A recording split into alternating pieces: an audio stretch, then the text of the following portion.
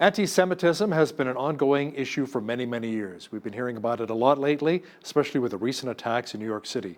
What fuels anti-Semitism and what really can be done about it? Joining me today to talk about it is Meryle Cates, Executive Director with Stand With Us Canada. Meryle, you're joining us today from Toronto. Welcome to Bridge City News.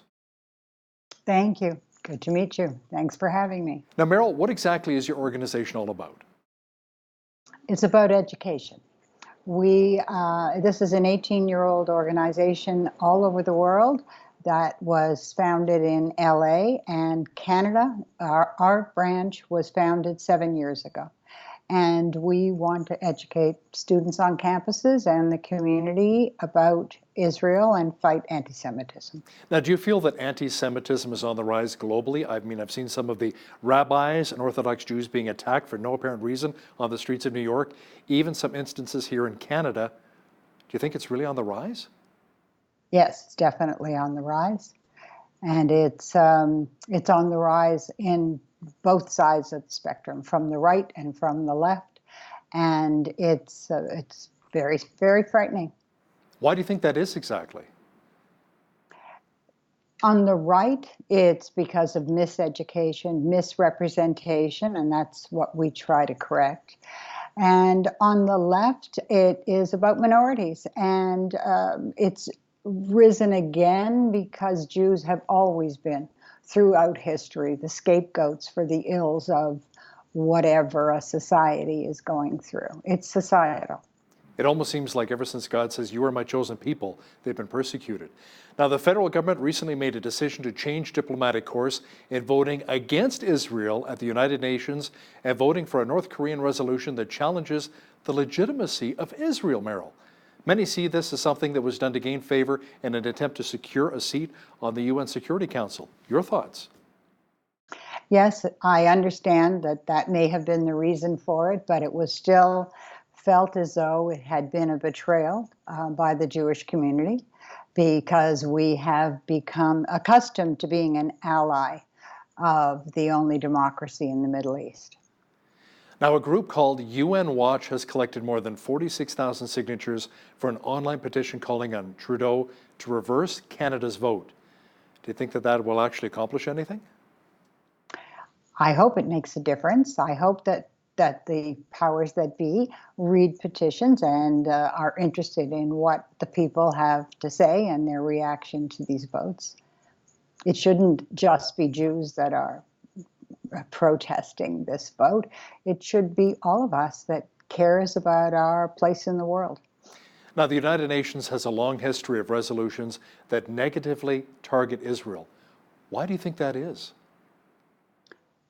Well, if you look at the Human Rights Council, you will see that all of the countries that are on that council are the greatest abusers of human rights.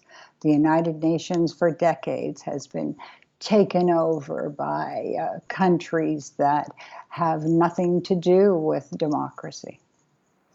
How many nations in the world are currently friendly towards Israel? Many are, but the United Nations is a political body. And so the votes in the United Nations are something very different than the kind of support Israel may be receiving from other democracies in the world. Now, why is there so much opposition to the actual state of Israel? I know they're often perceived as the bad guys because they have a significant military and because of the occupation of the West Bank and Gaza. Well, I would tell you that it's propaganda. And I would say that it is about that kind of education. And the education has been clearly negative. And a young country, Israel 70 years old, is certainly not without fault or flaws, but nevertheless, the propaganda and the misrepresentation about one of the most democratic and humanitarian countries in the world is what most people are hearing and seeing in the media. So is a lot of it education as well, that we have to start teaching our children at a young age that Israel and the Jews are actually good people? I think we do. I think we have to teach tolerance for all other religions. I think we have to teach what human rights and civil rights really are about. And we have to teach them history. They need to learn about the Holocaust. They need to learn about the fact that if there's anti-Semitism, it's because Jews have been persecuted throughout history. Now, Meryle, let's talk about the BDS movement against Israel. BDS standing for Boycott, Divestment, and Sanctions. There are groups that encourage individuals and businesses to target Israel with this, correct? Absolutely. And culturally as well. Culturally, economically. I think you're probably aware that that is a propaganda movement that has taken over a lot of academia as well. So how do businesses actually fight back against that or that perception? We actually support them, and other communities and community organizations do. So, for instance, we heard of a store in our community that was being targeted by BDS activists, and their business was suffering. So we alerted the community, and we went and we bought the product, which in this case was SodaStream, made in a factory by mostly Palestinian workers in Israel who wouldn't have work otherwise. And we increased the sales of the store by double in 1 month. So it's a matter of educating people. Are there businesses, universities, and other groups from across Canada supporting the BDS movement? Yes, there are. Well, certainly our government does not. But there are university student unions, not administrations, that have passed resolutions that support BDS. And of course, even though it's toothless, because the administration policy may not change at all, it's very difficult, and it makes Jewish students feel uncomfortable and vulnerable. Yeah, some Canadian university groups have held Israel anti-apartheid weeks on campus. Meryle, why are they actually doing this? And how would you respond to their claims of apartheid?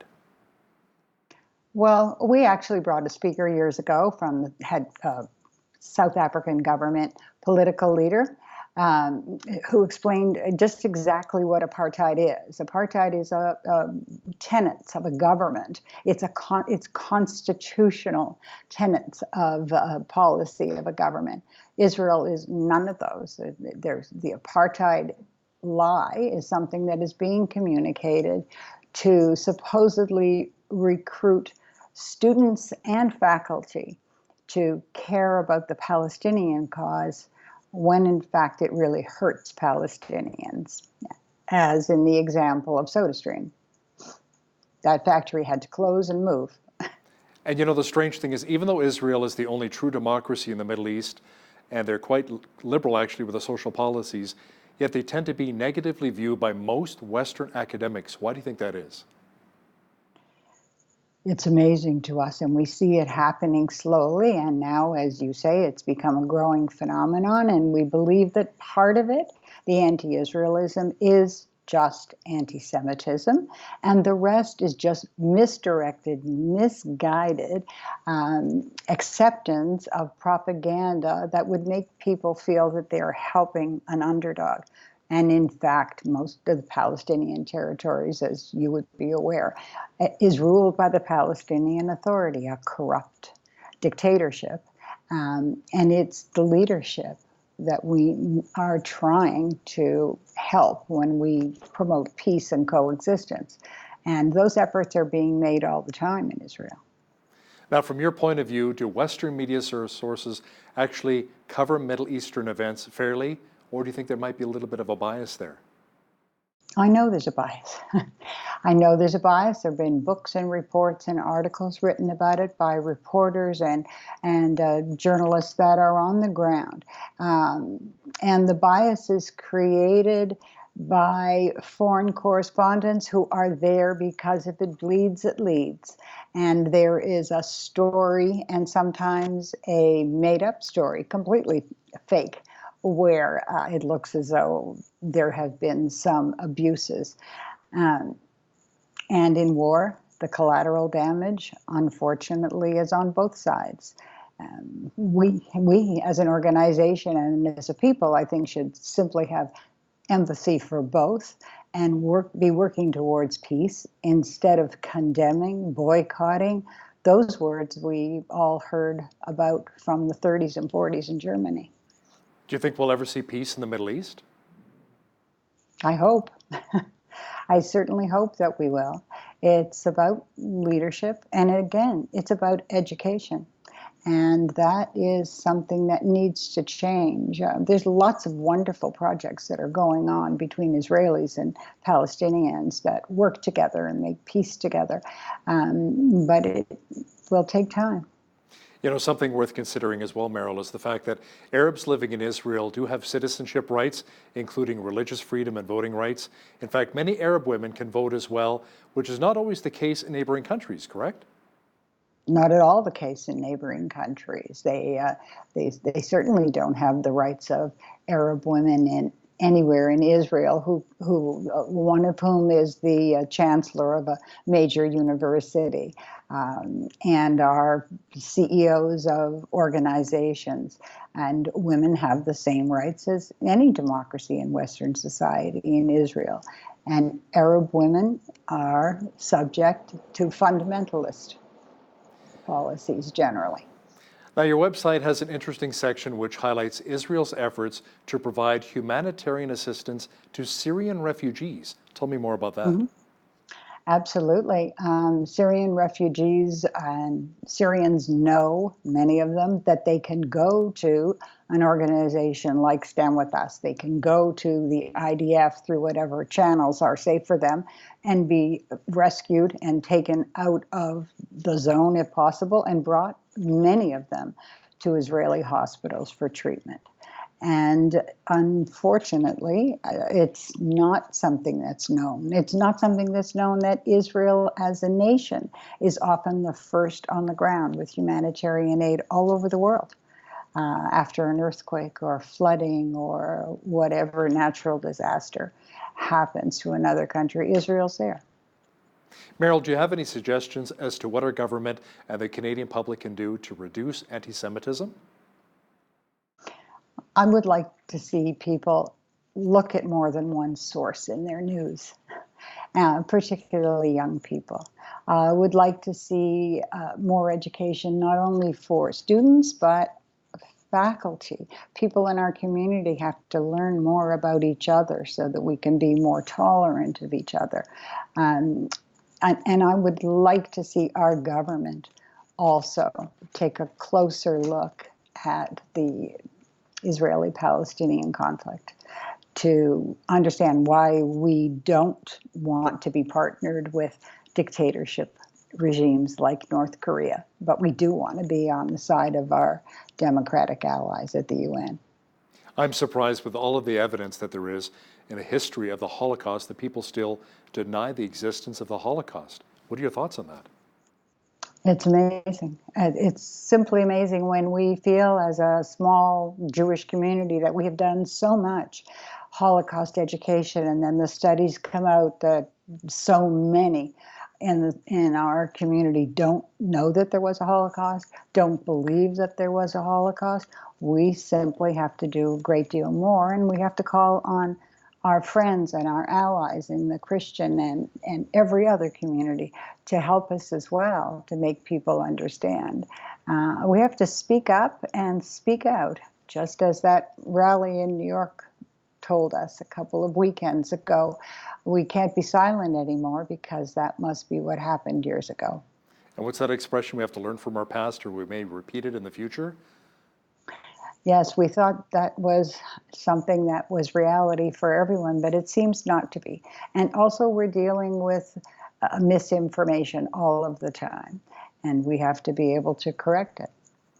Meryle Cates, Executive Director of Stand With Us Canada, thanks for joining me today from Toronto. Thank you for having me, Al. Thank you.